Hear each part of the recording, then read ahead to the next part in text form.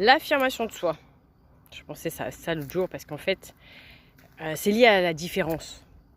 Dès lors que vous n'allez pas suivre, peu importe le diktat, hein, moi j'appelle ça diktat, vous voyez déjà, c'est déjà une façon de voir les choses qui vous met déjà au parfum.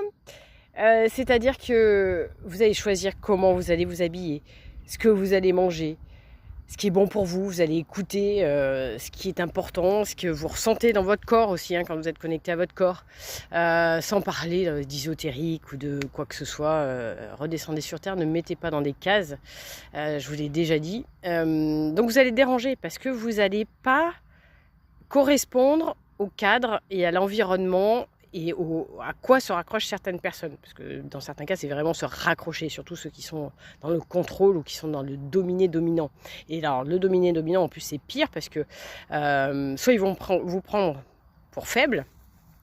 Alors, une pensée pour ceux qui passent par des traumas, parce que qu'on soit confiant et qu'on ait de l'affirmation de soi et qu'on soit fort, ou quand on passe par des traumas, il va y avoir des phases, donc on va être plus vulnérable. Cela étant, on se relève déjà d'une.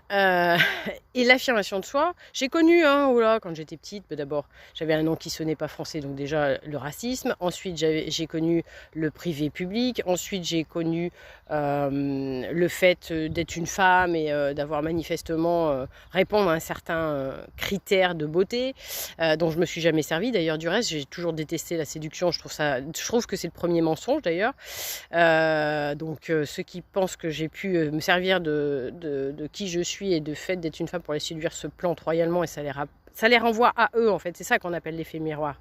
Voyez. Donc quand on est dans l'affirmation de soi, on va forcément avoir quelque chose qui va déranger certaines personnes.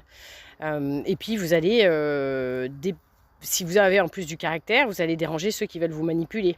Parce que peut-être votre bonté ou le fait d'être avenante et soyante, puisque manifestement il y a encore un lien entre soyant et être pas trop mal et bête, les gens après prennent un mur et puis ils viennent pleurer. Bon, ça c'est pour ceux qui sont dans la victimisation évidemment, mais ils sont nombreux finalement et surtout nombreuses. Et voilà, donc il y a un moment donné, c'est ça.